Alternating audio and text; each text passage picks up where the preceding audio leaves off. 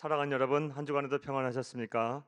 오늘은 제 43과 너희는 울지 말라라는 제목으로 함께 은혜를 나누겠습니다. 여러분 가지고 계시는 구역공과 220페이지를 펴시고 함께 읽어가면서 은혜를 나누겠습니다. 나눌 말씀은 누가복음 7장 11절에서 17절의 말씀이고, 우리 외울 말씀으로는 우리 구역공과에 있는 말씀 말고 히브리서 4장 16절 말씀을 우리가 함께 외웠으면 합니다. 히브리서 4장 16절. 그러므로 우리는 긍휼하심을 받고 때를 따라 돕는 은혜를 얻기 위하여 은혜의 보좌 앞에 담대히 나아갈 것이니라. 아멘. 이 말씀을 히브리서 4장 16절 말씀을 외울 말씀으로 암송해 주시기를 바랍니다. 읽겠습니다.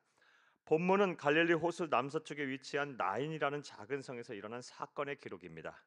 예수님께서 제자들 그리고 예수님을 따르는 무리들과 함께 성 안으로 들어가실 때에 성 밖으로 나오는 행렬이 있었습니다.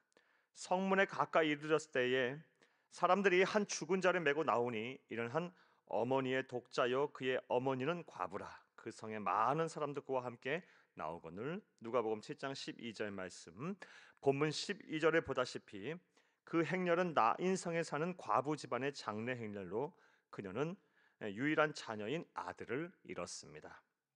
성경은 그녀가 과부라고 말하고 있습니다. 남편이 세상을 떠나고 극심한 가난과 고독 그리고 유혹이 끊임없이 그녀의 삶을 괴롭게 하였을 것이며 눈물로 수많은 밤을 지새웠을 것입니다. 그러나 그녀에게는 그런 삶 속에서도 하루가 다르게 성장하는 아들이 있었습니다. 그녀는 아들을 바라보면서 하루하루 견디면서 살았을 것입니다. 그리고 아들이 청년이 되자 한시름 놓고 안도하였을 것입니다. 그런데 유일한 희망이자 삶의 이유였던 아들마저 허망하게 세상을 떠나고 말았습니다. 여인은 더 흘릴 눈물이 없을 정도로 슬펐을 것입니다. 아마도 그녀는 더 이상 살고 싶지 않았을 것입니다. 자, 그런데 본문을 보면 예수님을 만나고 그토록 슬프고 절망적이던 여인의 삶에 놀라운 반전이 일어납니다. 예수님을 울고 있는 여인을 먼저 바라보시고 울지 말라고 말씀하신 후 장례 행렬을 멈추게 하셨습니다. 그런 후 관에 손을 대고 부드러우면서도 권위 있게 청년아 일어나라 라고 선포하셨습니다. 그러자 상상할 수도 없는 기적이 일어났습니다. 죽었던 과부의 아들이 살아난 것입니다. 그 과부는 불과 몇 분까지만 해도 너무 슬퍼서 기절할 정도로 애통하였는데 이제는 너무 기쁘고 행복해서 춤을 덩실덩실 추고 기쁨과 감사의 눈물을 한없이 흘렸을 것입니다. 우리는 이러한 본문의 사건을 접하면서 다음과 같은 진리를 배우게 됩니다. 주칩니다. 아무리 불행한 사람도 예수를 만나면 행복해진다. 아무리 소망이 없는 사람도 예수를 만나면 소망이 생긴다. 아무리 답이 없는 인생도 예수를 만나면 살아갈 이유와 목적이 생긴다까지 주치시기 바랍니다.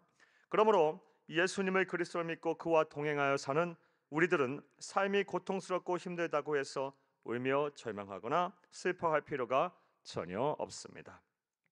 자, 그렇다면 좀 더 구체적으로 생각해 보겠습니다. 주치입니다. 오늘 문제제기입니다. 예수님을 그리스도로 믿고 그와 동행하며 사는 우리들이 울며 절망하고 슬퍼할 필요가 전혀 없는 이유가 무엇일까요? 첫째로 주치면서 함께 읽겠습니다. 예수님이 힘들어하는 우리를 먼저 바라보시고 함께 아파하실 것이기 때문입니다. 먼저 바라보시고 함께 아파하십니다. 본문 12절에 보면 나인성 밖으로 나오는 장례 행렬에는 많은 사람이 함께 하였습니다. 그 수많은 사람들 가운데 우리 예수님의 눈은 고통으로 슬피 울고 있는 과부에게 향했습니다. 주께서 과부를 보시고 불쌍히 여기사 울지 말라 하시고, 누가복음 7장 13절 말씀입니다. 불쌍히 여기다의 헬라어 원어는 스플랑크니 조마이입니다. 그리고 이 말의 참뜻은 창자가 뒤틀릴 정도로 고통을 받다라는 뜻입니다. 이를 통해 주칩니다.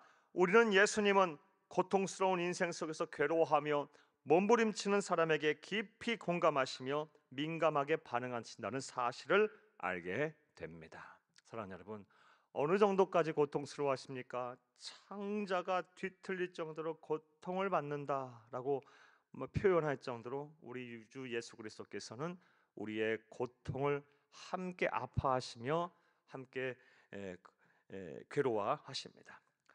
이러한 예는 성경에서 무수히 찾아볼 수가 있습니다. 예수님의 생애를 기록한 사복음서에는 예수님이 보셨다라는 말이 40번 정도 나오는데 그 대상은 모두 인생의 무거운 짐을 지고 고통을 당하는 사람들이었습니다.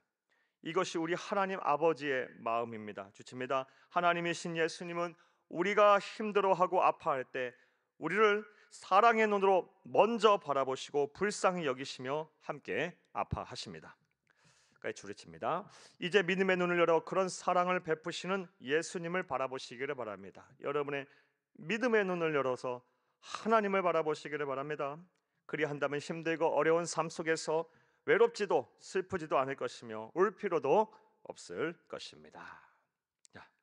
또 둘째로 주치면서 함께 읽겠습니다. 예수님이 우리의 문제를 해결하여 우리의 눈물을 닦아 주실 것이기 때문입니다. 까지 줄이칩니다. 울지 말라 과부를 불쌍히 여기신 예수님은 그녀에게 울지 말라라고 말씀하신 후에 그 약속대로 과부의 눈물을 씻어 주셨습니다. 가까이 가서 그 관의 손을 대시니 맨 자들이 서는지라 예수께서 이르시되 청년아 내가 내게 말하노니 일어나라 하시매 죽었던 자가 일어나 앉고 말도 하거늘 예수께서 그를 어머니에게 주시니 누가복음 7장 14절 15절 말씀입니다. 예수님께서는 말씀하신 대로 과부를 슬프게 한 문제를 말끔하게 해결해 주셨습니다. 그녀의 눈에서 슬픔의 눈물을 깨끗하게 닦아 주신 것입니다. 이제 나인성 과부가 받은 은혜와 복을 우리가 받고 누려야 할 차례입니다. 주칩니다.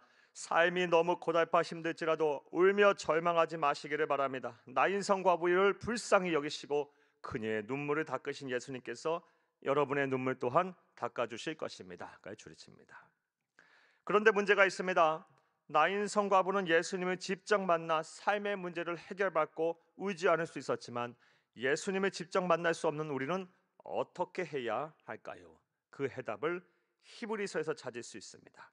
히브리서 4장 16절 말씀 여러분이 꼭 암송하시기를 바랍니다. 그러므로 우리는 긍휼하심을 받고 때를 따라 돕는 은혜를 얻기 위하여 은혜의 보좌 앞에 담대히 나아갈 것이니라.